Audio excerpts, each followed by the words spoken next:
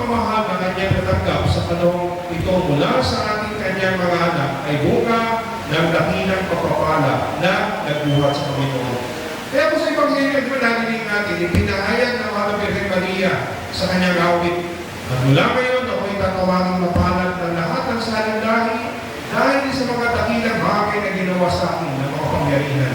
Banal ang kanyang pangalan.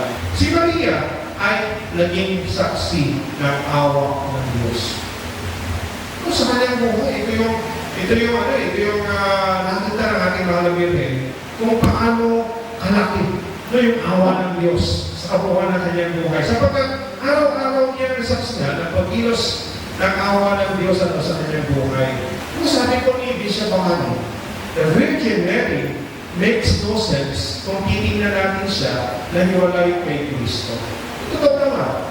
Dahil kay Kristo, kaya naman, ang Mahal na Birhen ay dinarakilan natin ngayon. Binibigyan natin na yung hari na tawag natin na hyperbulia, yung pinakamataas na respeto na ibibigay natin sa katulad natin na isang tao na nilikha, pero naging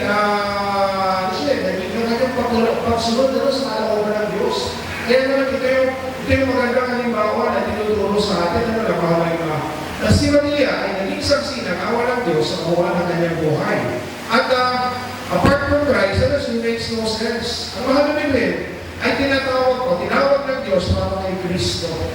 At ang dahilan ng paglikha sa Kanya ay upang maging ina na Panginoon.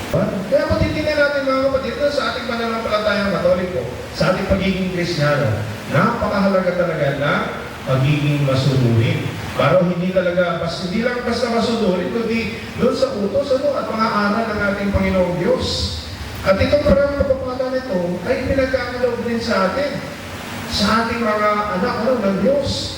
Ikalawa, ang pagkakayat sa langit kay Maria ay bunga ng kanyang pagtugon sa tawag ng Panginoong na maging ina ng Diyos.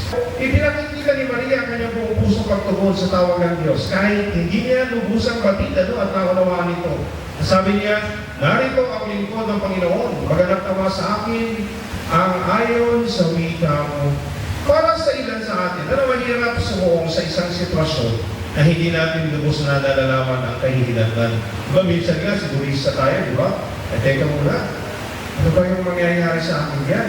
Tatanggap ba ako ng malaking pera dyan? Tatanggap ba ako ng malaking reward dyan, di ba? Minsan ganun dahil sigurista tayo, gusto natin makasiguro na pag ginawa natin ito, meron tayong tatanggapin, di ba? Meron tayong marilisip. Meron tayong ginatawag natin na merit. Pero ang Mahal na Birhen, nung sitwasyon ng kanilang panahon, kapag ikaw ay nagdadalang tao at hindi alam kung sino yung magiging ama na dinadala mo, kukunin ka sa bahay niyo, dadalhin ka sa bayan, sa pinaka liwasang bayan, doon ikaw ay pababatuhin hanggang ikaw ay mamatay. Ganun ka yung kanilang batas. Kaya nga, anong ginawa ng Panginoong Diyos? Inausap niya si Jose.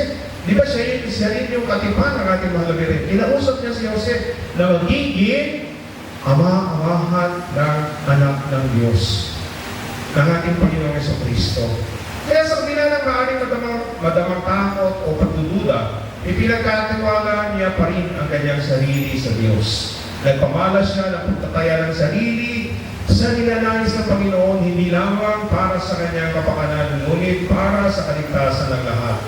Dahil sa buong pusong pagtanggap ni Maria, biniyayaan siya ng natatanging lugar sa langit, kapiling ng Panginoong Jesus. Kaya mga kapatid, hindi nawawala ang pagsubok.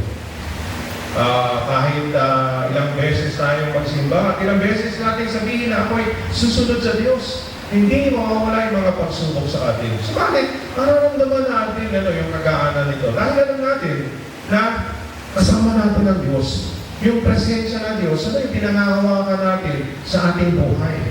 Hindi nawawala ang pagsubok, paghihirap at kabiguan. Subalit, magkakaroon tayo ng lakas na ipagpatuloy ang laban sa buhay dahil may huwaran tayo sa katauhan ng Mahal na Birhen Maria na unang nakinabang sa muling pagkabuhay ng ating Panginoon.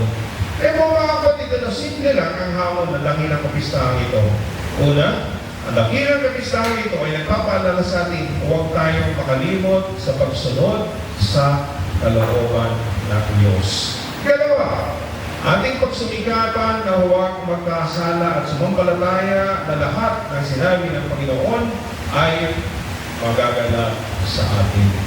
Tumulan po tayo sa pagninilay ni Maria sa mukha ng kanyang anak na si Jesus. Sa ngalan ng Ama, ng Anak at ng Espiritu Santo. Amen.